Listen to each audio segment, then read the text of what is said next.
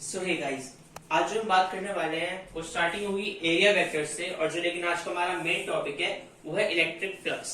सबसे पहले अगर हम बात करें एरिया वेक्टर, तो एरिया वेक्टर है क्या चीज?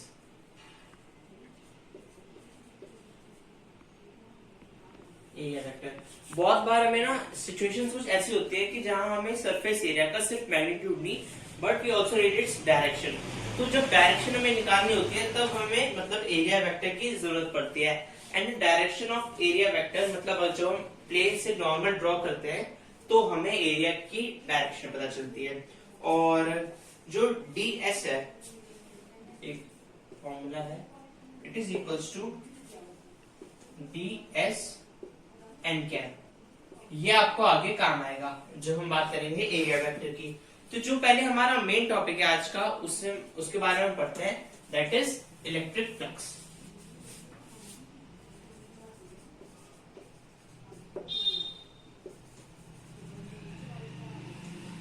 इलेक्ट्रिक फ्लक्स की अगर हम बात करें तो इलेक्ट्रिक फ्लक्स है क्या चीज?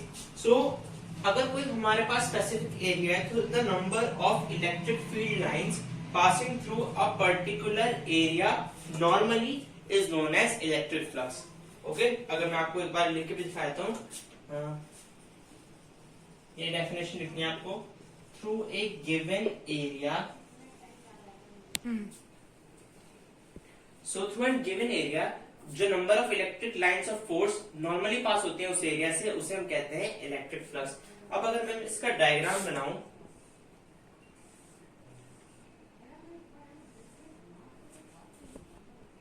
तो अगर हम इसमें से electric lines of force pass कर रहे हैं,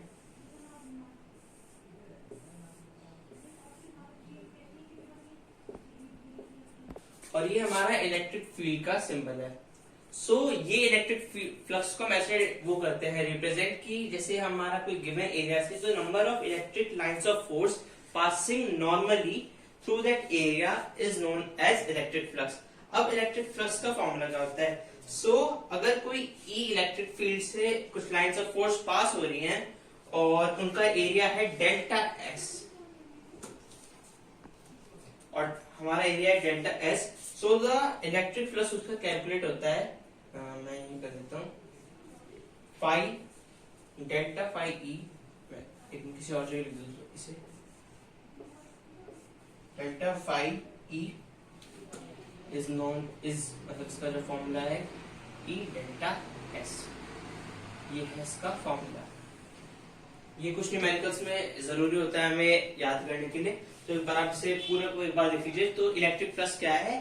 through a given area the number of electric field lines of force passing through normal through that area is known as electric flux. ये इलेक्ट्रिक फ्लक्स का एक डायग्राम है, और अगर हमारे पास डेल्टा एस है surface area, electric field is represented by e vector, so the electric flux is e delta s. अब जो हमसे एमसीक्यू या फिर बाकी फिल इन द ब्लैंक्स या ऐसे नॉर्मल क्वेश्चंस पे पूछे जाते हैं क्वेश्चंस इलेक्ट्रिक फ्लक्स से रिलेटेड, तो सबसे मेन बात है electric flux is a scalar quantity. It is a scalar quantity. Okay, तो यानी इसमें सिर्फ मैग्नीट्यूड होता है, इसकी कोई पर्टिकुलर डायरेक्शन नहीं होती। और ऐसा unit of electric flux is Newton पर कूलम। ओके, अब यूनिट ऑफ ये हमारे कहां से आई? यूनिट ऑफ जो हमारा इलेक्ट्रिक फ्लक्स है ये आई है unit of E into unit of S, क्योंकि हमारा ये था इसका सिंबल। ओके, तो unit of E into unit of S, और इससे निकल के आई है हमारी न्यूटन पर कूलम। अब अगर हम इसकी बात करें कि न्यूटन कूलम ये किसकी होती है? हमारे इलेक्ट्रिक फ्लक्स की। तो ये जो हमारी यूनिट थी ये है इलेक्ट्रिक फील्ड की, और एरिया की यूनिट होती है हमारी मीटर स्क्वायर। तो हमारी टोटल यूनिट जो बन के आई न्यूटन इंटू मीटर स्क्वायर, यानी न्यूटन मीटर स्क्वायर पर कूलम। तो ये है हमारी unit of electric flux. Equivalently इसे हम किस उससे टर्म से भी मतलब और क्या इसके इक्वल होता है, that is equals two volt meter.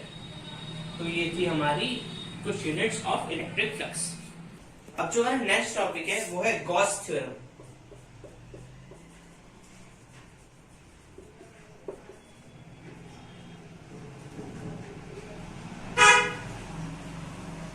Gauss theorem में से फिजिक्स की टर्म में इसकी डिफाइन पढ़े तो Gauss theorem is defined as the total flux through a closed surface is 1 upon epsilon naught times the net charge enclosed by the closed surface। यानी इसका मतलब क्या है, तो टोटल फ्लक्स अगर ये किसी क्लोज सरफेस में है it is epsilon not times the, मैं आपको इसका फॉर्मूला लिख दो एक मिनट, डीएस में पढ़ा था ना, डेल्टा एस वाला, ये फ्लक्स का फॉर्मूला था, और ये है 1 upon epsilon naught times। So the total flux through a closed surface is 1 upon epsilon naught, ये तो हमारा चार्ज है, 1 upon epsilon naught times the net charge enclosed within the surface। यानी ये तो इसका खुद का वो होता है फॉर्मूला, और ये हमने अभी से गॉस थ्योरम से आपको बताया है। ओके, सो अगर हमारा ये एक आगे जो हमें पढ़ना पड़ेगा उसके लिए हमें एक गॉसियन सरफेस चाहिए। So what is Gaussian surface?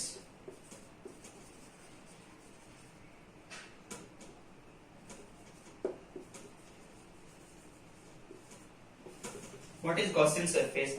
अब एनी हाइपोथेटिकल क्लोज सरफेस, यानी हाइपोथेटिकल मतलब वो प्रेजेंट नहीं है, सिर्फ हमने एक इमेजिन किए imaginary close surface enclosing a charge is known as Gaussian surface of that charge.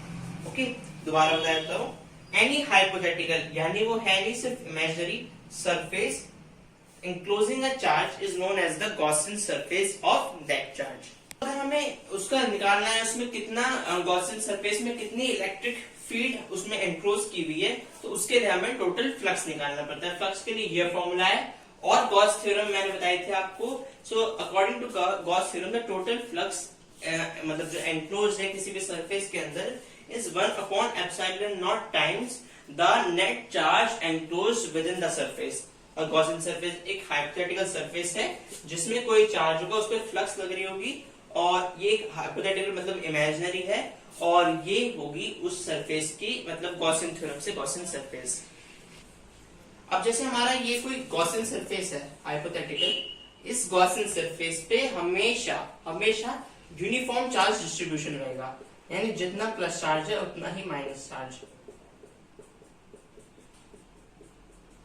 तो ये थी बिल्कुल, ये भी हमने एक शॉर्ट में इसका बताया आपको क्या चीज है Gauss theorem, what is electric flux, क्या है गॉसियन सरफेस। तो फिलहाल आज की वीडियो में बस इतना ही। Like the video, comment down आप क्या सजेशंस हैं या आपको कोई भी प्रॉब्लम है, और share the video if you found that informative. Subscribe the channel and stay tuned for latest updates. Thank you.